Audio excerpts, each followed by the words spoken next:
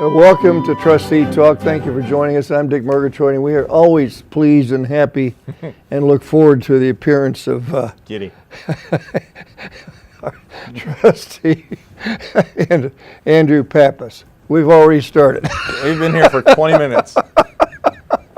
We're 20 minutes in, and now we're done. All I can say is welcome back. Dick, it's good to be back. I always look forward to being I know here with you do. I do. It's right up there with my dentist. We've got lots of things we can hit on today, and this is going to play back in July, so we're think in terms of July when we're.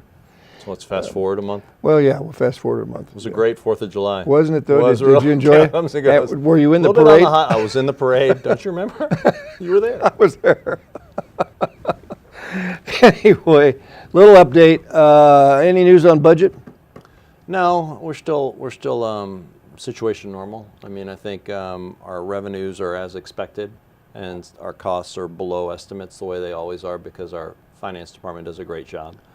So there's no real surprises out there. Everything's right about where we thought it would be. When does this budget take effect? The good thing is our revenues are above expectations, Which is good. which is great. And our expenditures, I don't think they do this on purpose, but they always conservatively estimate both.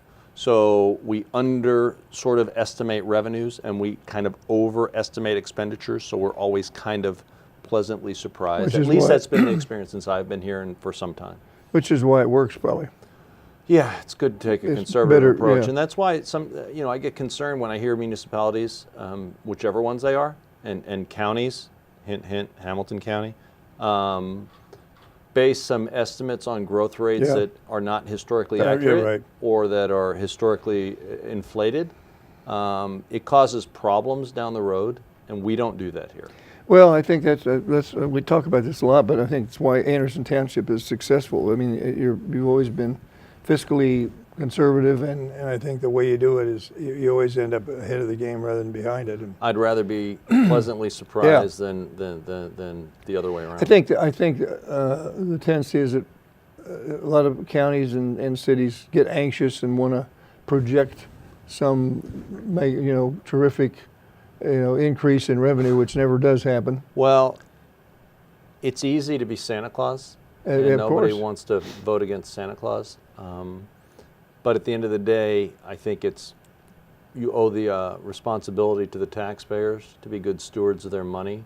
And I just don't agree with sometimes they base estimates and budgets on rosier than expected growth rates that 90% of the time, or let's say if there's a project and you might forecast ridership numbers, I don't know what I could be talking about, but those never seem to come in where we thought they were, or where they were said to have come in. So I'm happy that under our good financial leadership here in the township that seems to be the case again this year. Well, that's good news. It's good news. It is good news. Josh and I talked a little bit about the marijuana issue. Josh Girth? Yes, Josh, you remember him? Yeah. I've heard of Run him. into him every once in a while. Nice young man. He's a nice young man. We talked a little bit about the marijuana issue. Any movement on that at all, or is there anything changing on that at this point? It's growing. Is it growing? I should know better than that. There's been a little bit of movement. There's been some interest in perhaps a manufacturing facility, I guess you'd call it, here in part of the township that's agricultural, our Ancor area. A group has expressed interest in perhaps putting a growing facility out there. It would be tightly controlled. It's an indoor facility. It's not out in a field or something like that.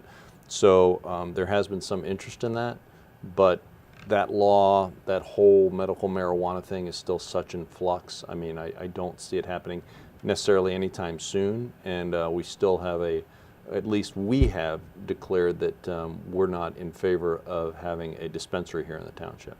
So there's three phases of it, is manufacturing, or I guess you would call it growing, cultivating, and then dispensing. We have no interest at this time, nor do I see that changing, of having dispensaries located in the townships. When does that go into effect, the law? It's still in flux. I mean, still it's still up in the air? I don't think it's even been signed yet. I know they're discussing it, and there's a lot of discussion back and forth, but I don't think the law's been finalized yet. I didn't think it had, so I was just curious. It's moving quickly. It seems like this is gaining momentum. Yeah. We just had what was that, last year? We had a ballot referendum that failed.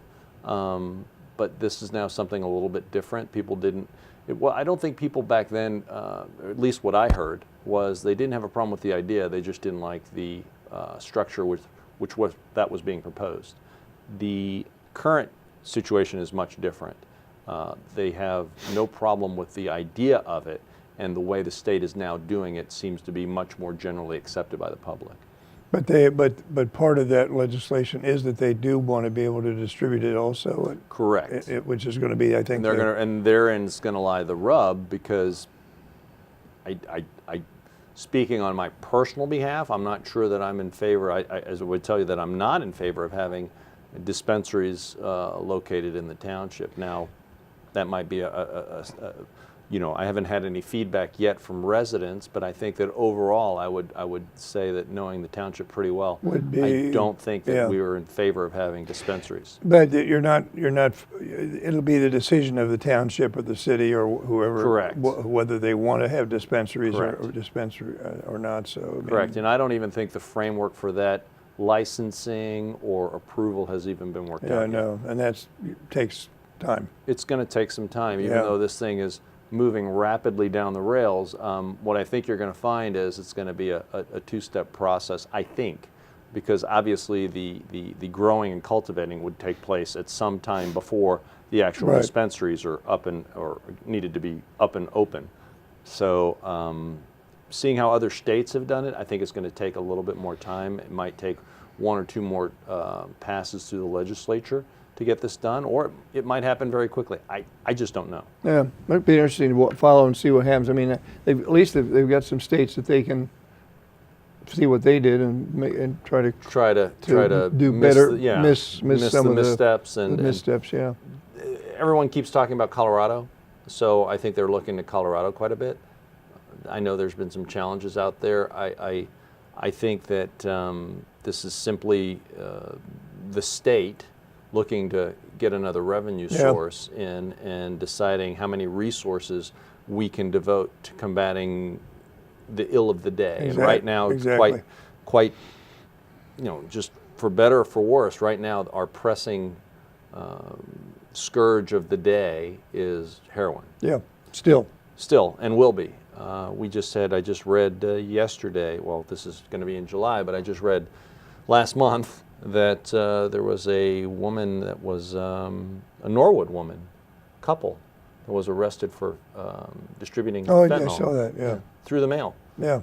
So, heroin is our number one problem that we're dealing with on every level of government, state, national, local here in Anderson. I mean, I've had article after article I've read about what they call compassion fatigue on behalf of the EMS workers or responders. Oh yeah, I mean, they're getting tired of going to the same houses over and over again and administering Narcan. So I think we're going to have a real challenge on our hands how that evolves and how we deal with it as both legally, as far as on a township level, as far as on a county level, maybe a city level as well, and also societally, because people are getting, I'm starting to hear chatter, as you may have as well, I'm not here to debate it, but people are getting compassion fatigue, and we need to have a very, very serious look at how we treat heroin. Is it getting, I know there's lots of talk and lots of discussions everywhere, but is anybody really making any headway as far as? No, because you have the heroin task force coalition that was put together a year or two ago under the previous county administration did have a lot of really good meetings and outreach. I've seen that fall off with the switch in administration there. That's not pointing fingers. I just haven't seen the same level of proactiveness. Now, very close by, we have Chief Tom Sinan from Newtown went to D.C. and testified. Tom's a big leader in fighting heroin. At some point, people want to see less meetings and less discussion and more action. Well, yeah, I think, and that's where they're really getting to. Now, the action, is how do we treat it? Treatment is key, and therein lies the big rub, because we only have a limited number of tax dollars. So the state is now left scrambling. How do we get more revenue coming in to do what we need to do? And it kind of seems a little bit hypocritical to say, well, marijuana might be a cash cow that we can then fight this heroin problem. Yeah. It's not for me to judge that, but I can see the argument there that it is a bit hypocritical. Well, it is, and the fact that it's costing townships and cities and everybody more money only because their EMS people are having to spend an awful lot of time.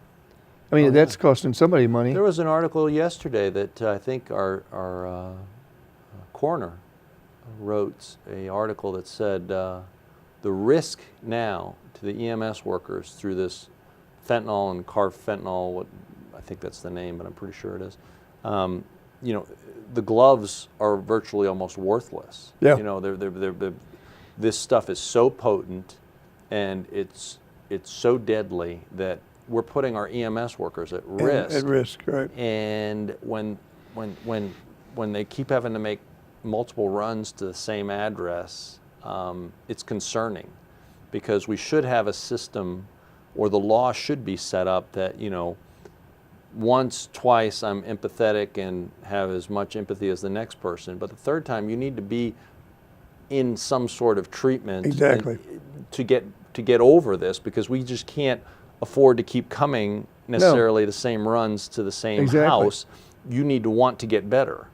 And I think it's also a horrible affliction these people are suffering from, and we want them to get better, but they have to want to get better. Well, that's the key. Is, I mean, you can provide all the help you can provide, but if they don't want to be helped, not much you can do about that. No, but we're spending our you're spending resources, money to do it, and that gives, and some people I've heard say, well, what gives you the right to comment on this if you don't know? Well, if in all fairness, if my tax dollars as a taxpayer, now I'm not speaking as a trustee now, I'm just saying as a taxpayer, if my tax dollars are being spent to make runs to repeat abusers, I think I then have a right to say, you know what, that's my tax dollars that's being spent there, and you know what, I do have a right to say how we spend this money. Now, by no means am I saying deny treatment. That's not what I'm saying. No.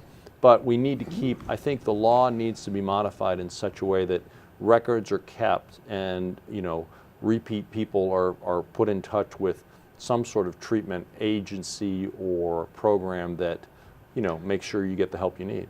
Well, I think you have to. It's a huge issue. Otherwise, it's going to be part of the gubernatorial race. I know that all the candidates, at least the ones I've heard, are speaking about it. I don't know who's going to be running on the other side, but I've heard all the Republican candidates. It's pretty much top number one, number two priority. Well, I think it is everywhere. I think, but it's just that I think there's got to be a way to try to turn the corner.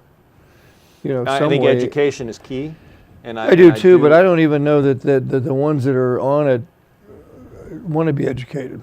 No, not the ones that are on it, but we have to deal with them on one hand and try to get them into treatment. Oh, exactly. But what we also have to be very cognizant of is the next crop or group or generation of users, to try to educate them ahead of time. Right. Beforehand. A sad story, I heard that a couple was arrested. They either knowingly or unknowingly, their 1-year-old child had to be treated. Mm-hmm. I mean, a 1-year-old. Yeah. I mean, come on. Yeah. It's pretty bad. It's bad. We're seeing it on the social side by expending all these resources, and we also see it on the employment side. Employers are having trouble finding and keeping employees because their employees are being ravaged by this, quick fix or this addiction. It's all up and down, and so let's just hope and pray that we make some progress on this. It's going to have to be on a state level, given the amount of resources it's going to take. Well, yeah. I mean, I think it's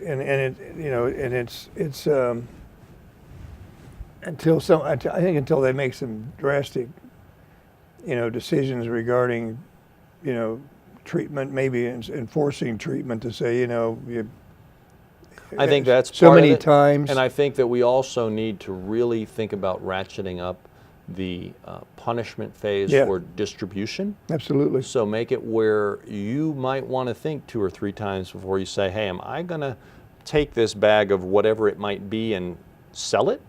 When you know that if you get caught, you're going to spend a pretty lengthy amount of time behind bars. That would help. I think it would help. I think it would help. We need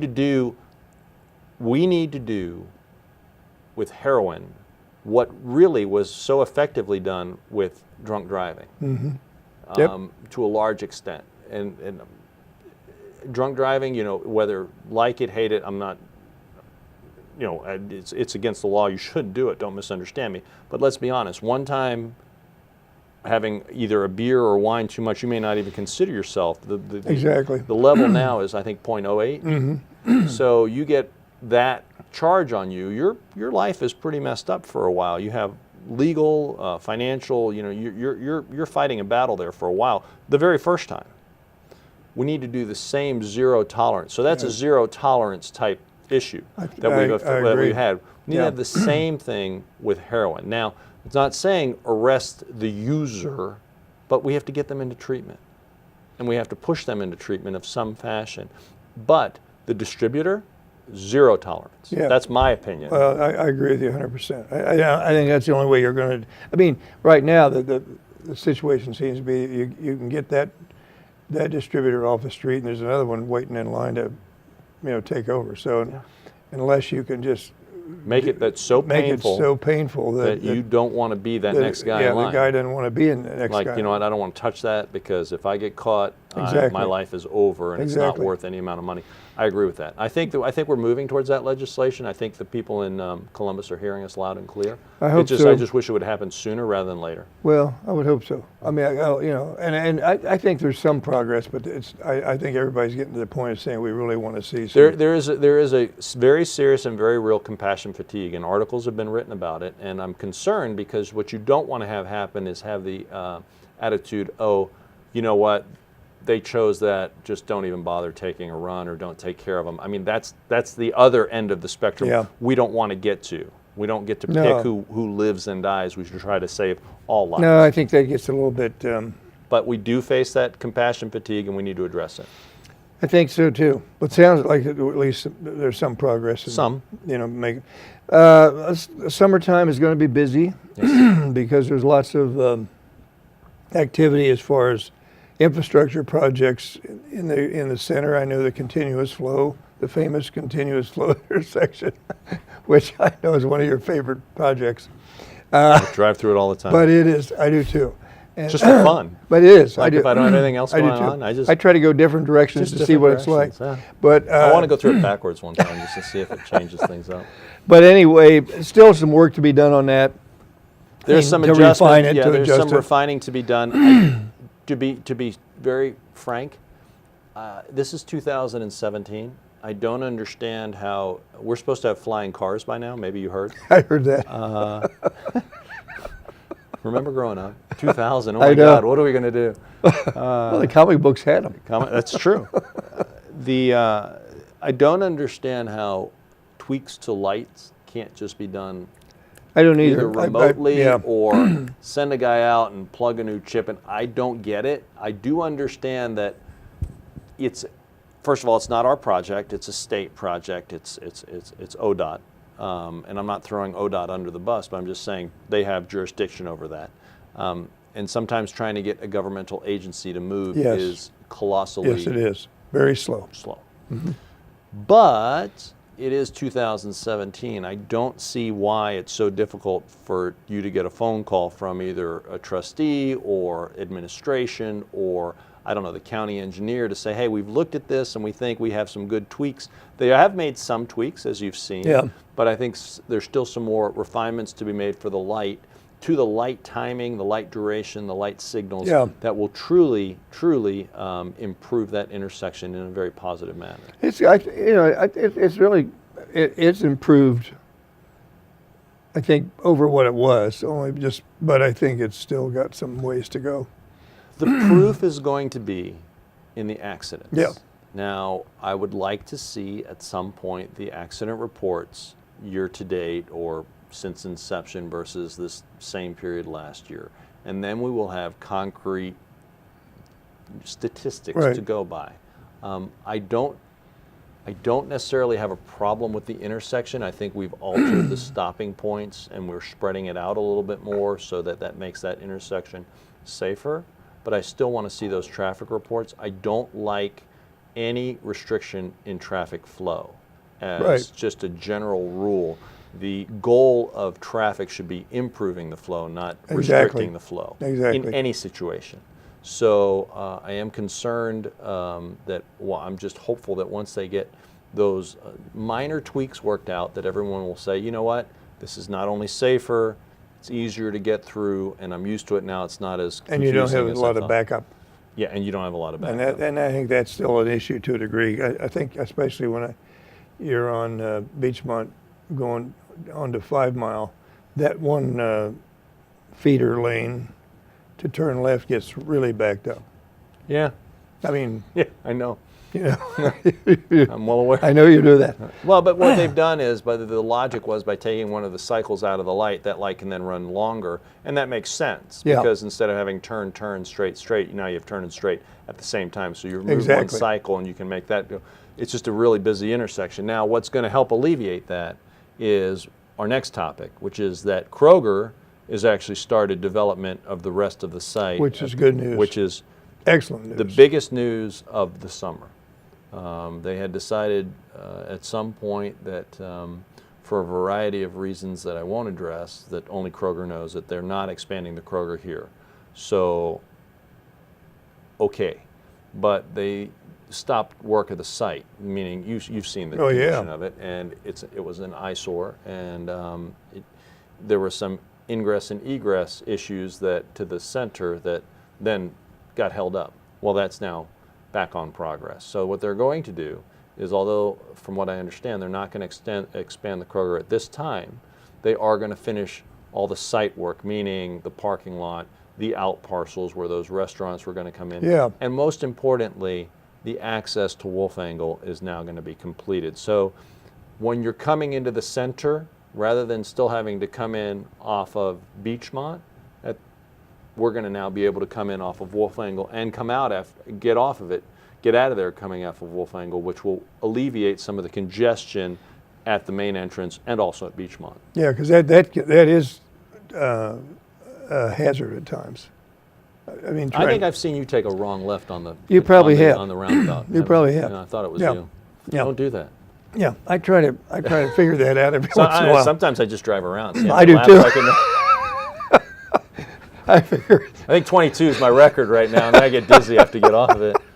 I figure I'm safer if I don't get out of it. I just keep going. It will be fine. I just really think that once, all the money spent, you hate to see all the money that we've spent, not we per se, but that has been spent there and invested with all this new retail space. You don't want to see it languish because of that main corner of our township being left unfinished in an unfinished state. There was a news story about it for Pete's sake. So the Wolf Angle corner, is that going to go forward? Yes. That part of it is going to go forward. Yes, there's going to be a large statue there of me. Of you? I won't tell you what happens to statues, but that's okay. I've seen what happens in other countries. They get yanked down. No, there's going to be 2 out parcel restaurants there. We've heard that the Eagle and Churrito are 2 of the tenants that are interested in that, and they are still interested in it. So that will be at the out parcel. There'll be a public area or an esplanade, kind of a walking area between them. Not to mention the whole parking lot's going to be, completely opened up, so that will help alleviate all the parking congestion we have in front of Kroger. Now, will you have a longer walk? Yeah, but think about it. all those Kroger employees now can park over there, Right. which will open up spaces over here. It's a win. So it's a win-win. It's a great thing that even though Kroger decided not to expand the store at this time, they've just postponed it, from what I understand. We're still going to have the development there. That the rest of it will be done, and then when they get to the Kroger, they get to the Kroger. It's not going to hold us up. But I think that will help a lot. And you got a lot of new stuff. The Verizon store, the Starbucks stores. Verizon, are up and I think running. it's K Jewelers. K Jewelers is there. Yeah, K Jewelers is there. Yeah, yeah. And Starbucks with a drive-through.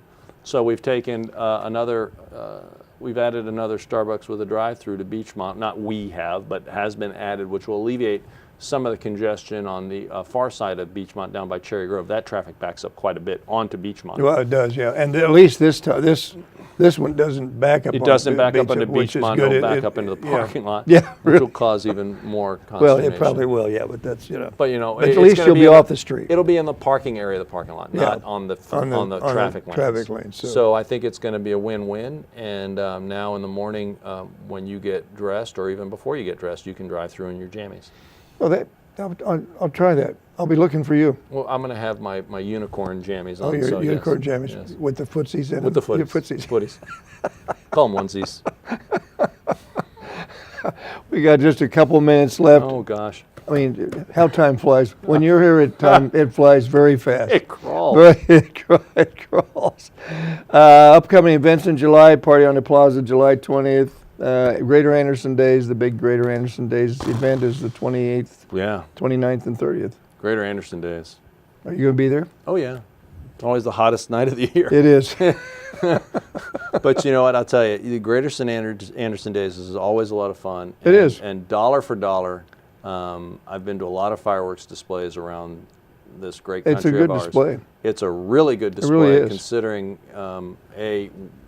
such a small venue having it, and B, you can get so close to it. You're right underneath them. You don't have to stand super far away, and there's not the crowds of going downtown for like the fireworks downtown. Oh yeah, well, you're in, you're out, and you're home in a relatively short period of time. It really is. I was impressed the first time I saw it.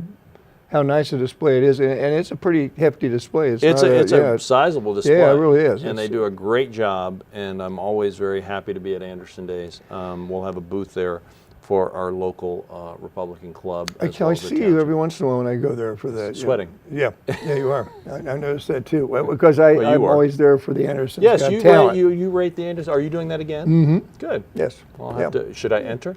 I think probably. Probably not. We would probably look at that. I had him speechless. I just wasn't sure how to handle that. I know. Where do I go from here? I have no idea. We didn't do a script. This is all live.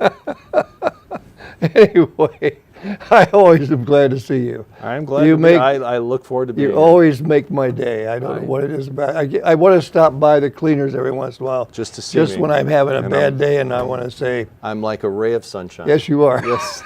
Or a ray of something. Ray of, I don't know quite what. Anyway, folks, we are glad that you joined us for this special event that happens once every 3 months. Probably we couldn't handle it any more. I don't think so. But it's good to see you.